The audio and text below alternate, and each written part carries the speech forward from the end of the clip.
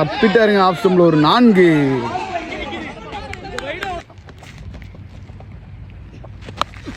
கேட்சா போயிருச்சுங்க, பின்னாடி விரட்டி போயிட்டு இருக்காரு.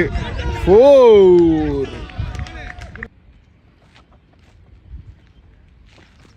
அடிச்சிருக்காரு.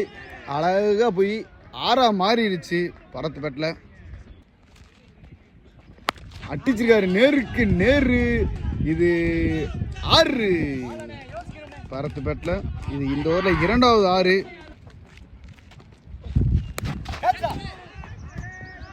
4